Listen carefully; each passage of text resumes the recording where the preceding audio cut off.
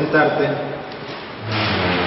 El doctor Medardo Dávila Vázquez, ¿tendrá baterías?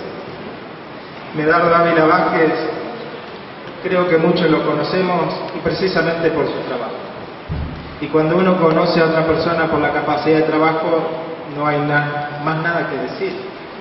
Aparte, Medardo para mí es un ejemplo porque es la persona que me obliga y me invita por primera vez a mirar al costado. Generalmente uno se forma en el ámbito de las ciencias exactas mirando hacia adelante. Y Medardo me toca el hombro y me dice, mira al costado. Y en ese primer gesto que me acuerdo que toca la puerta del laboratorio con una botellita, un frasquito era así, dice, me tenés que analizar acá porque, dice, yo vi un paper que en Estados Unidos encontraron glifosato en agua de lluvia y acá nadie mide y tiene que haber. Y yo dije, bueno, a ver qué dirá este. Bueno, eso se transformó en un PICT, se transformó en una tesis de grado que se defiende hoy a la tarde. Digamos, que él había visto una realidad que a mí ni se me había ocurrido siquiera evaluar. Y una realidad que involucraba a un montón de gente. Así que creo, podía presentarlo, estas presentaciones formales a mí me aburren. Creo que es un tipo de trabajo que es otro que le pone el cuerpo, que se banca las embestidas que tiene por delante. Es un gran gusto tenerte, Medardo, un gran esfuerzo para vos, sabemos que estás con muchas cosas, como todos en esta época del año, así que te agradecemos enormemente que hayas venido y todo tu tiempo para que te luzcas. Gracias, Damián. Bueno, para mí una alegría enorme estar acá en la Facultad de Exactas de La Plata, esta universidad. Para nosotros los cordobeses, la Universidad de Córdoba es como hablar de nuestra hermana gemela, por tantas luchas que hemos compartido históricamente. Pero bueno, en particular estando acá con este grupo de los químicos, como decimos nosotros los médicos, a ustedes, la verdad que me encanta y quiero mostrarles lo que nosotros de la medicina estamos viendo, estamos investigando y que bueno, aparte de mostrarles ver toda la potencialidad que se abre de trabajo en colaboración entre las dos universidades, entre los compañeros más allá de las universidades, para poder ayudar a los compañeros, a la gente que está sufriendo, que tiene estos problemas, para poder ayudar y después por otro lado para poder aportar a la discusión política, a la discusión ideológica, a romper el monocultivo de la mente y de alguna manera avanzar en el sentido de buscar soluciones a los problemas que tenemos. Yo voy a hablar del tema de salud y agrotóxicos. Este problema viene de hace mucho tiempo. Desde hace el 2001, 2002, la gente de los toldos empezó a reclamar porque se sentía afectado. En el año 96 se aprueba la semilla transgénica de Monsanto y se empieza a sembrar con la semilla resistente a Roundup, a glifosato. Ya en el año 2001, 2002, la gente de los toldos sentía y reclamaba. La gente de San Jorge, en Santa Fe también, la de la Leonesa en el Chaco también, y la de Bajo Ituzaingó en Córdoba también. Toda gente separada, por ahí 500, 1000 kilómetros de distancia, sufrían situaciones similares. Y eso fue creciendo y se fue multiplicando de grupos de vecinos solos que reclamaban, y el grupo de reflexión rural empezó una campaña para que paren de fumigar y tratar de visibilizar esto. Y nosotros en nuestra facultad en el 2010, o sea, 9 años después, hicimos un congreso, convocamos a los médicos de los pueblos fumigados para ver qué era lo que pasaba, porque en la Facultad de Medicina, en la academia, en los ministerios de salud no había registros de esto, no teníamos problemas en esto. Finalmente las áreas médicas no se enteran de los problemas porque los registros en la Argentina son prácticamente inexistentes de temas de salud. Lo único que se registra es nacimientos y muertes, y las enfermedades en sí, la conducta de registrarlas y de que esos registros se evalúen y se socialicen, no existe en la Argentina. Entonces lo único que sabemos es cuántos mueren y cómo muere la gente. Pero la academia no conocíamos este tema, para nosotros no era un problema, porque el SENASA, el Ministerio de Agricultura, las autoridades nacionales nos decían que estos productos son totalmente seguros, que uno se puede tomar un vaso lleno de Roundup y que no te pasa nada. Y lo dicen todas las autoridades, encabezadas principalmente por el ministro de Ciencia y Tecnología, que es nuestro jefe, Lino Guaraña. Bueno, en ese año, en el 2010, hicimos un congreso y nos encontramos que había problemas muy graves, porque médicos de distintos pueblos que no se conocían entre sí venían verificando cambios en el patrón de enfermedades, y nos encontramos con esta realidad, ¿no? 20 millones de hectáreas de soja, 4 millones y medio de hectáreas de maíz, a las cuales se le aplican sistemáticamente grandes cantidades de agrotóxicos, en un área donde viven 12 millones de personas. Entonces, lo que nosotros queríamos ver era qué era lo que veíamos, cuáles eran las observaciones, cuáles eran los hallazgos clínicos de los médicos. Bueno, obviamente había problemas agudos, problemas inmediatos, respiratorios, dérmicos, hepáticos, neurológicos, que ser la gente que tiene más tendencia a tener convulsiones, convulsionaba más intensamente los meses en que se fumigaba. Los asmáticos bebían con el broncodilatador en el bolsillo en la época de fumigación. Y después problemas de mediano y largo plazo más graves, como abortos, malformaciones, cánceres y otros problemas más o iguales de grave, como diabetes, problemas de tiroides, problemas neurológicos, Alzheimer, Parkinson, problemas de desarrollo intelectual, muchos problemas que están certificados, que están vinculados a la exposición de agrotóxicos. En este caso yo voy a hacer mención de 2 o 3 de estos problemas. Uno de ellos son las anomalías congénitas, los problemas de las malformaciones. Yo soy pediatra, soy neonatólogo. Nosotros teníamos normalmente un 10% de las patologías de los pacientes internados en nuestra terapia intensiva eran niños con malformaciones.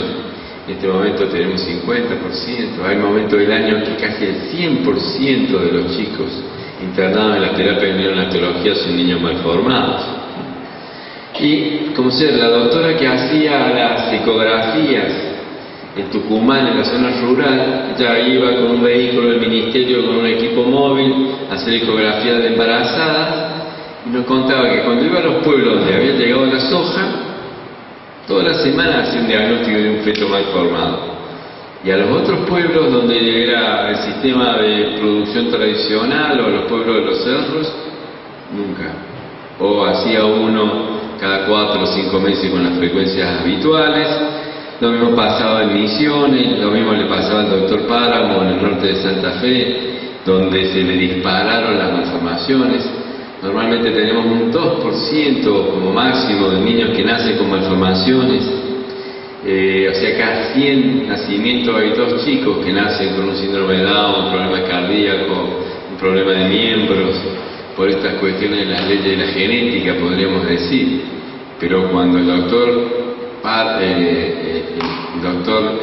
Páramo nos decía que tenía 6% de malformaciones y que esto coincidía con el momento en que empezaron a fumigar masivamente alrededor de su pueblo, la situación era diferente. Tenemos que conocer los datos del Chaco. En el Chaco los compañeros de las organizaciones sociales se movilizaron y reclamaron duramente, acompañados por un grupo bastante rico y combativo de médicos, y lograron hacer una comisión interministerial con gente inclusive del Ministerio de la Nación, que revisó las historias clínicas del Hospital Público de Resistencia, y ahí encontró en el año 97 habían nacido 46 chicos con malformaciones. En el año 2000 ya eran 60, y en el año 2008 eran 186. Como en el cuadro de este cuadro se ven cómo han ido aumentando. No habían aumentado la cantidad de partos en ese hospital, sino que eran los mismos. Y cuando se comparó cómo había evolucionado la superficie sembrada de soja en Chaco, se vio que el mapa era similar. O sea, a medida que aumentaba la soja, aumentaba la malformación. A medida que aumentaba la superficie sembrada de soja, aumentaba la cantidad de glifosato y demás agrotóxicos que aplicas, por lo tanto, en los mayores niveles de exposición de la población. Inclusive, el Ministerio de Salud publicó datos de mortalidad infantil, que es de los chicos que mueren menos de un año de vida, y había zonas donde casi el 100% de los chicos que morían eran por malformaciones. Y esas zonas eran las zonas sojeras principales, que es Charata y Santa Silvina. Esas zonas donde la pobreza está instalada de antes y los chicos se morían de pobres, de desnutrición, de diarrea, de neumopatías, que no podían resistir a consecuencia de su pobreza, de su desnutrición, ahora se morían también de malformaciones. O sea que no habíamos cambiado el patrón social y las condiciones sociales y la equidad histórica, sino que le habíamos agregado la agresión química de los agrotóxicos, que les había marginado a sus padres de trabajar en los pequeños algodonales y se habían tenido que ir a vivir a los cinturones de esos pueblos. Estos datos son también corroborados, como ser por nosotros. Nosotros en la Universidad de Córdoba tenemos una maternidad y tenemos un registro de 30 años de malformaciones, y nuestra genética venía observando que históricamente teníamos 1,6, 1,5, 2% de niños con malformaciones, pero que se empezaron a disparar, empezaron a aumentar las malformaciones, y hemos llegado casi al 5%. Y ella se puso a estudiar todas las causas de enfermedades que producen malformaciones, y también habían aumentado. Se habían aumentado, qué sé yo, que la epilepsia, porque los antiepilépticos aumentan las malformaciones, o el consumo de drogas, o el consumo de cigarrillos, de alcohol, de enfermedades como la rubiola, el hipotiroidismo, o sea, un conjunto de enfermedades, la diabetes, que sabemos, condiciones biológicas que generan malformación.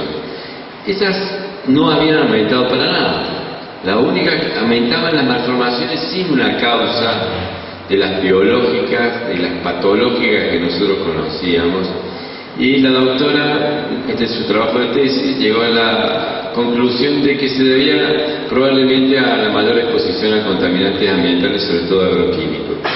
Estos datos de Chaco, estos datos de nuestras observaciones clínicas, también son acompañados por los datos internacionales que generan la revisión de los papers, de los journals de medicina a nivel mundial, que muestran que viene aumentando las evidencias con respecto a que la exposición a agroquímicos produce trastornos reproductivos y enfermedades de malformaciones congénitas. Las malformaciones congénitas son complicadas. Cuando nosotros vamos a hacer trabajo de campo en los pueblos, la gente, la familia afectada por un niño que tiene una malformación o que murió de una malformación, ellos, la familia, lo viven con mucho dolor y con culpa.